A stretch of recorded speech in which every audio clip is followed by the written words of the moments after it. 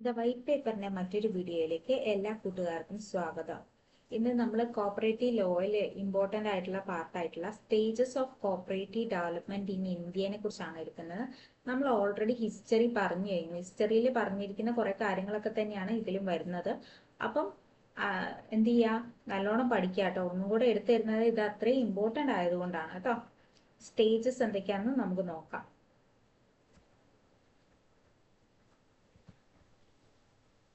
നിതീസ് and mutual loan association നമ്മൾ പഠിച്ചു കഴിഞ്ഞു. മഗ്ലഗനും മിസ്റ്റർ ലയോണും കൊണ്ടുവന്ന നിതീസ് ആൻഡ് മ്യൂച്വൽ ലോൺ അസോസിയേഷൻ എവിടേക്കാണ്? മദ്രാസ്, UP ആൻഡ് ബംഗാൾ അല്ലെ. 1850 കേട്ടോ. 1850 മറന്നു പോരുത്. പിന്നെ സർ വില്യം വെഡർബൺ, ഇതും നമ്മൾ പഠിച്ചാണ്. അഗ്രികൾച്ചറൽ ബാങ്ക് ഏത് വർഷമാണ് വന്നത്? 1882 സർ വില്യം വെഡർബൺ ഡിസ്ട്രിക്ട് ജഡ്ജായിരുന്നു. അദ്ദേഹം പൂനെയിലെ ഡിസ്ട്രിക്ട് ജഡ്ജായിട്ടാണ് വർക്ക് ചെയ്തത്. ബോംബെ പ്രൊവിൻസിൽ അല്ലെ. Started agricultural bank 1882. ഇനി ഡെക്കാൻ റൈഡ്സ് വന്നത് നമ്മൾ പഠിച്ചു 1874 ഡെക്കാൻ ഏരിയയിൽ അല്ലെ. 1874 Deccan area. Ahmedabad and Pune rides വന്നത് എപ്പോഴായിരുന്നു? 1875 കേട്ടോ. 1875. ഇനി ഡെക്കാൻ അഗ്രികൾച്ചറിസ്റ്റ് റിലീഫ് ആക്ട് എന്നായിരുന്നു? 1879 അല്ലെ. 1879. ഇനി land improvement loan act Leela 1883. 1883 the agricultural loan act അതായത് അല 1884 വന്നത്. ഇനി അന്യോന്യ സഹകാരി മണ്ഡലി ബറോഡയായിരുന്നു എന്ന് നമ്മൾ പഠിച്ചു. അതിന്റെ ലീഡർഷിപ്പ് ആർക്കായിരുന്നു?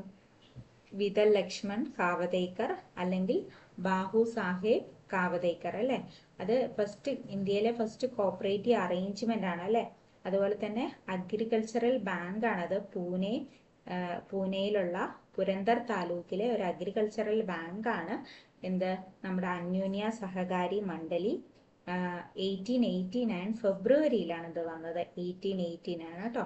പിന്നെ Madras government deputed sir Federico Nicholson 1892. Madras government എന്ത് ചെയ്തു? സർ ഫെഡറിക് നിക്കോൾസനെ അപ്പോയിന്റ് ചെയ്തല്ലേ. അതായത് നമ്മുടെ വെൻലോക്ക് പ്രഭു ആണ് ആരെ അപ്പോയിന്റ് ചെയ്തത്? ഫെഡറിക് നിക്കോൾസനെ അപ്പോയിന്റ് ചെയ്തത് 1892. യൂറോപ്പിലെ പ്രശ്നങ്ങളെ കുറിച്ച് യൂറോപ്പിലെ കോപ്പറേറ്റീവ് മൂവ്മെന്റിനെ കുറിച്ച് പഠിക്കാനും ഫാർമേഴ്സിന്റെ പ്രശ്നങ്ങളെ കുറിച്ച് പഠിക്കാനും ആണ് 1892 ഫെഡറിക് നിക്കോൾസനെ അപ്പോയിന്റ് ചെയ്തത്. നിക്കോൾസന്റെ റിപ്പോർട്ട് വന്നത് ഏതൊക്കെ ഇയറിലാണ്? 2 വോളിയംസ് ആയിട്ടാണ് വന്നത്. 1895 1897 വന്നു. പിന്നെ കൺസോളിഡേറ്റഡ് റിപ്പോർട്ട് അല്ലെങ്കിൽ ഫൈനൽ റിപ്പോർട്ട് എന്നറിയപ്പെടുന്ന ഫൈൻഡ് റീഫീസ് എന്ന് പറഞ്ഞ റിപ്പോർട്ട് വന്നത് 1899 കേട്ടോ. പിന്നെ people's bank for northern India എന്ന് പറഞ്ഞ ബുക്ക് എഴുതിയതാണ് ഡ്യൂപ്പർനിക്സ്. 1900 ഈ ബുക്ക് എഴുതിയത് ഡ്യൂപ്പർനിക്സിന്റെ കേട്ടോ. ഇനി first cooperative credit societies act ഏത് ഇയറിലായിരുന്നു? മാർച്ച് 25 1904 അല്ലെ. 1904. ഇനി നമുക്ക് ഓരോ സ്റ്റേജസ്, ഇത്രയും കാര്യങ്ങളാണ് അതിന്റെ ഹിസ്റ്ററിയിൽ വരുന്നത്. ഇനി നമുക്ക് ഓരോ സ്റ്റേജസ് ആയിട്ട് നോക്കാം. ഫസ്റ്റ് സ്റ്റേജിൽ എന്തൊക്കെയാ വരുന്നത് നോക്കാം. പീരിയഡ് ഓഫ് എക്സ്പെരിമെന്റ്, അതൊരു പരീക്ഷണത്തിന്റെ കാലഘട്ടമായിരുന്നു അല്ലെ. ഫസ്റ്റ് സ്റ്റേജ് എന്നറിയപ്പെടുന്നത് പീരിയഡ് ഓഫ് എക്സ്പെരിമെന്റ് ആണ്. അതിന്റെ ഇയർ എത്രയാണ്? 1904 to 1911 ആണ്. അപ്പം കോപ്പറേറ്റീവ് ക്രെഡിറ്റ് സൊസൈറ്റീസ് ആക്ട് 1904 വന്നു കഴിഞ്ഞിട്ടാണ്. ഇതൊരു എക്സ്പെരിമെന്റ് പോലെയാണ് പറയുന്നത്. അപ്പൊ ഫസ്റ്റ് സ്റ്റേജ് എന്ന് പറയുന്നത് period of experiment 1904 to 1911. Problems of the opening years, എല്ലാ പ്രശ്നങ്ങളും ഉള്ള ഒരു ഇയർ ആയിരുന്നു അതാന്ന് പറയുന്നത്. Infancy years. First cooperative credit societies act was passed in 1904. Already നമ്മൾ പറഞ്ഞു കഴിഞ്ഞു. എഡ്വേർഡ് ലോ കമ്മിറ്റി, അപ്പോഴാണ് നമ്മുടെ എഡ്വേർഡ് ലോ കമ്മിറ്റീനെ അപ്പോയിന്റ് ചെയ്ത്. എഡ്വേർഡ് ലോ കമ്മിറ്റിയിൽ ആരൊക്കെയായിരുന്നു മെമ്പേഴ്സ് ആയിട്ടുണ്ടായിരുന്നത്? എഡ്വേർഡ് ലോ ഉണ്ടായിരുന്നു, ഡ്യൂപ്പർനിക്സ് ഉണ്ടായിരുന്നു, ഫെഡറിക് നിക്കോൾസൺ ഉണ്ടായിരുന്നു അല്ലെ. ഇതും നമ്മൾ പഠിച്ചതാണ്. ഇതിൽ എഡ്വേർഡ് ലോ എന്ന് പറയുന്നതാണ് ചെയർമാൻ ആയിട്ടുണ്ടായിരുന്നത് അല്ലെ. ഓക്കെ. ഇനി second stage. First stage period of experiment 1904 to 1911. Year ഒന്നും മറന്നു പോരുത്. ഇനി സെക്കൻഡ് സ്റ്റേജ് എന്ന് പറഞ്ഞാൽ പീരിയഡ് ഓഫ് ഹറീഡ് എക്സ്പാൻഷൻ, പെട്ടെന്ന് ഉണ്ടാകുന്ന ചേഞ്ചസ്, പെട്ടെന്ന് മാറ്റം ഉണ്ടാവുകയാണ്. എക്സ്പാൻഷൻ ഉണ്ടാവുകയാണ്. മോഡിഫിക്കേഷൻ സ്റ്റേജ് ആണത്. എക്സ്പെരിമെന്റ് കഴിഞ്ഞ് കുറച്ച് മോഡിഫിക്കേഷൻ ഒക്കെ നടത്തുന്ന സ്റ്റേജ് ആണ് second stage.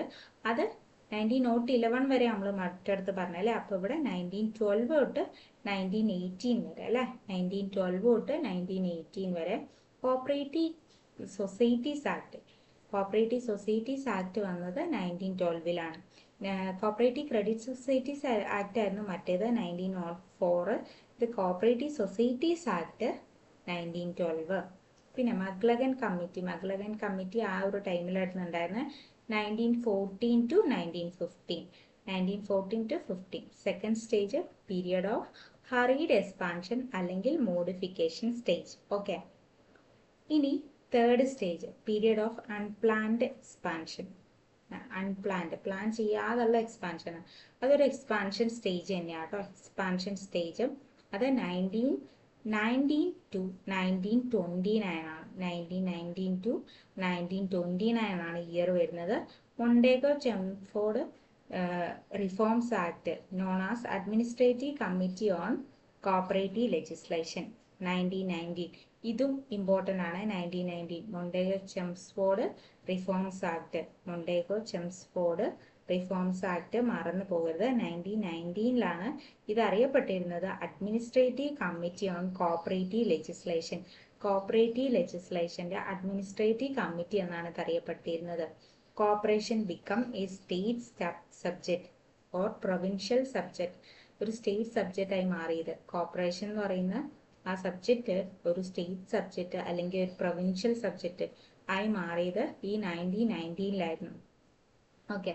First cooperative land mortgage bank പഞ്ചാബിലാണ് 1920ലാട്ടോ. അത് 1990 തൊട്ട് 1929 വരെയുള്ള കാര്യങ്ങളാണ് നമ്മളോട് പറയുന്നത്. അപ്പൊ 1920ലാണ് എന്ത് വന്നത്? First cooperative land mortgage bank എവിടെയാണ് വന്നത്? പഞ്ചാബില്. ലാൻഡ് മോർട്ടഗേജ് എന്ന് കണ്ട ആരെ കൊടുക്കുക? പഞ്ചാബിന് കൊടുക്കുക കേട്ടോ. ലാൻഡ് മോർട്ടഗേജ് അല്ല, സോറി, കോപ്പറേറ്റീവ് ലാൻഡ് മോർട്ടഗേജ് എന്ന് കണ്ടാൽ പഞ്ചാബിന് കൊടുക്കുക. 1920 ഇയർ മറന്നു പോയത്. കോപ്പറേറ്റീവ് ലാൻഡ് മോർട്ടഗേജ് കേട്ടോ. ഇനി first provincial cooperative societies act passed in Bombay province. First provincial cooperative societies act passed in Bombay province 1925ലാണ് ബോംബെ പ്രൊവിൻസിൽ first provincial cooperative societies act pass ചെയ്തത്. ഇനി royal commission on agriculture important ആണ്. ഏതാണ് ഇയർ വരുന്നത്? 1926 to 28. Question വരാം. 26 പ്രീവിയസ് ഇയർ ക്വസ്റ്റ്യനിലുണ്ടായിരുന്നു. 1926 royal commission on agriculture ഏതാ ഇയർ എന്ന് ചോദിക്കാൻ 1926 ആണ്. അത് ഹെഡ് ചെയ്ത ആരായിരുന്നു? അതിന്റെ മെയിൻ ആളാരായിരുന്നു? എച്ച് കൽവേർട്ട് ആണ്. Royal commission on agriculture headed by H Calvert. ഇനി first central land mortgage bank Madras. First central land mortgage bank Madras 1929. അപ്പം 1929 നമ്മളിപ്പോൾ ഏത് കാലഘട്ടമാണ് പറഞ്ഞുകൊണ്ടിരിക്കുന്നത്? തേർഡ് സ്റ്റേജ് ആണ് അല്ലേ. അൺപ്ലാൻഡ് എക്സ്പാൻഷൻ അല്ലെങ്കിൽ ഒരു എക്സ്പാൻഷൻ സ്റ്റേജ് ആണതെന്ന് പറഞ്ഞു. ഇയർ ഏതായിരുന്നു? 1919 to 1929 ആണ്. അപ്പൊ 1929ലാണ് എന്ത് വന്നത്? First central land mortgage bank. ഏതാ സ്ഥലം? മദ്രാസ് കേട്ടോ. അപ്പൊ മദ്രാസ് എന്ന് പറയുന്ന ഒരു സെൻട്രൽ ആയിട്ടുള്ള ഒരു സ്ഥലമാണെന്ന് ആലോചിക്കുക. അപ്പൊ first central land mortgage bank എന്ന് കണ്ടിട്ടുണ്ട്. ആരെ കൊടുക്കുക? മദ്രാസിന് കൊടുക്കുക. ഏതാണ് ഇയർ? 1929. ഇനി first cooperative land mortgage bank എന്ന് കണ്ടാലോ, അത് പഞ്ചാബിലാണ്. 1920ലാണ് കേട്ടോ. 1920. Okay. Royal commission on agriculture 1926 to 28 headed by H Calvert. Okay. ഇനി ഫോർത്ത് സ്റ്റേജ് ആണ് പറയുന്നത്. Fourth stage period of consolidation and reorganisation അല്ലെങ്കിൽ റീസ്ട്രക്ചറിങ് സ്റ്റേജ്. നമ്മൾ ഒന്നുകൂടെ റീസ്ട്രക്ചർ ചെയ്യുന്ന സ്റ്റേജ് ആണത്. റീഓർഗനൈസ് ഒക്കെ ചെയ്യുന്ന സ്റ്റേജ് ആണത്. ഫോർത്ത് സ്റ്റേജ് 1929 വരെ ആയിരുന്നു തേർഡ് സ്റ്റേജിൽ പറഞ്ഞ. അപ്പൊ 1930 to 38 എവിടെ വരും? Fourth stage. 1930 to 38 fourth stage. Madras central cooperative societies act നമ്മൾ കഴിഞ്ഞ ക്ലാസ്സിൽ പഠിച്ചു. മദ്രാസ് കോപ്പറേറ്റീവ് സൊസൈറ്റീസ് ആക്ട് പഠിച്ചു. ഏതായിരുന്നു ഇയർ? 1932 ആണ്. 1932. ഇനി royal commission on Indian currency and finance. Royal commission on Indian currency and finance എന്ത് റെക്കമെൻഡ് ചെയ്തത്? RBIന്റെ ഫോർമേഷൻ അല്ലെ.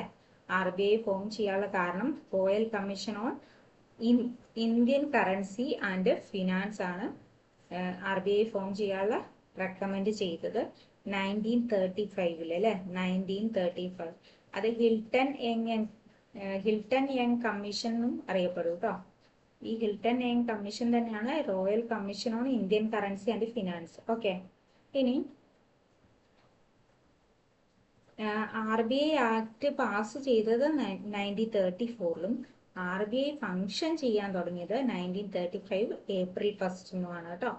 1935 April 1. Okay. RBI act pass ചെയ്ത് 1934. RBI started functioning 1935 April 1. ഇനി 5th സ്റ്റേജ് ആണ്. റീഓർഗനൈസേഷനോ കൺസ്ട്രക്ഷൻ ഒക്കെ കഴിഞ്ഞു. ഇനി അടുത്തത് റീസ്ട്രക്ചറിങ് ഒക്കെ കഴിഞ്ഞു. ഇനി 5th സ്റ്റേജ് ആണ് പീരിയഡ് ഓഫ് റിക്കവറി. റിക്കവർ ചെയ്യുന്ന stage. Period of recovery last stage ആണ് പീരിയഡ് ഓഫ് റിക്കവറി. അത് ഏതാ ഇയർ വരുന്നത്?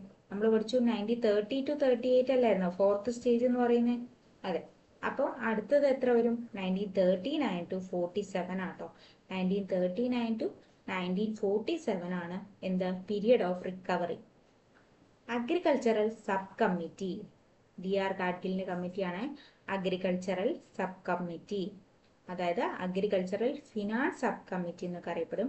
Formed under the leadership of DR Gadgil. ഏതാ ഇയർ? 1944. ഇതേതായിരുന്നു കാലഘട്ടം?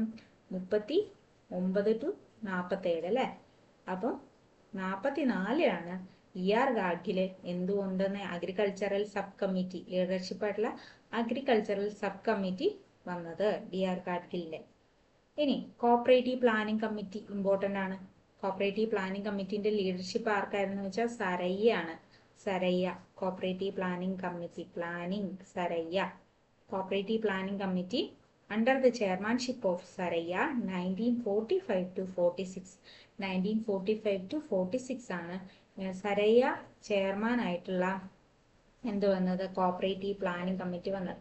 1944 എന്താ വന്നത്? DR ഗാഡ്ഗിലിന്റെ agricultural sub committee. 1945 to 46 cooperative planning committee വന്നു. ഓക്കെ. അപ്പം 5 സ്റ്റേജുകളും കംപ്ലീറ്റ് ആയി. ഇനി അപ്പൊ ഇത്രയേ ഉള്ളൂ ഈ ക്ലാസ്. സ്റ്റേജസ് കഴിഞ്ഞു കേട്ടോ. Stages of cooperative movement in India complete ആയി. ഇനി നമുക്ക് അടുത്ത ക്ലാസ്സിൽ പുതിയൊരു ടോപ്പിക്കുമായിട്ട് കാണാം. ഓക്കെ. Thank you.